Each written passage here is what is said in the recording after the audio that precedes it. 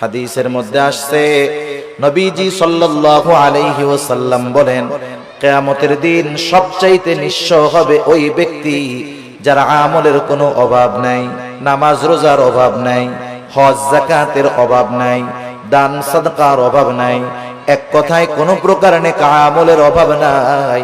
দুনিয়াতে তার একটা সমস্যা ছিল, সে বান্দার হক নষ্ট করত। আল্লাহ তাআলা তাকে জান্নাতে যাওয়ার অনুমতি দেওয়ার পূর্বে তার ব্যাপারে আল্লাহ রাব্বুল আলামিনের দরবারে মানুষেরা অভিযোগ দায়ের করবে।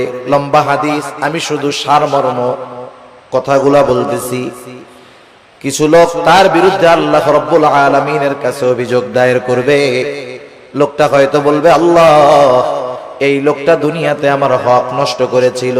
কেউ বলবে আমার সম্পদ দখল দিয়েছিল, কেউ বলবে আমাকে কষ্ট দিয়েছিল।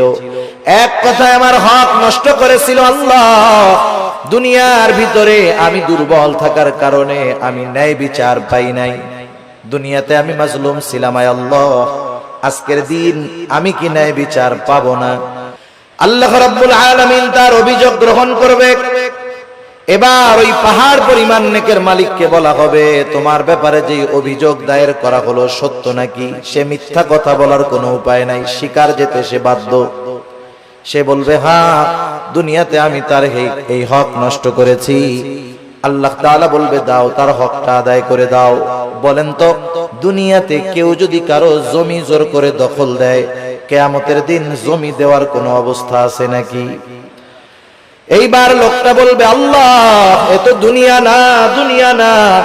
দুনিয়া যদি হইতো আমি তার জমি, তার হক তাকে ফিরাইয়া দিতাম। এখন আমি কোথার থেকে দিব?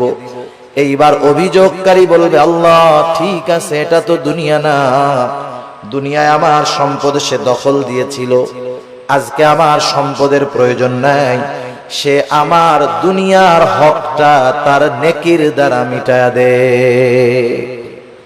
এবার ওই পাহাড় পরিমাণ নেকের মালিক একটা মাত্র অপরাধ করতো, বান্দার হক নষ্ট করছে। সে কি করবে? নেকির থেকে নিয়ে এক একজনের হক আদায় করবে। যারা মানুষের হক নষ্ট করে, এরা একজনের করে না, বহুজনের করে। ঠিক কিনা বলেন? বহুজনের করে।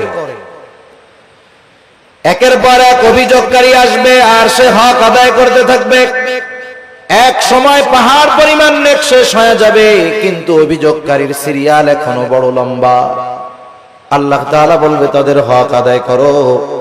লোকটা বলবে, আল্লাহ, মানুষের হক আদায় করতে করতে আমার সব নেকি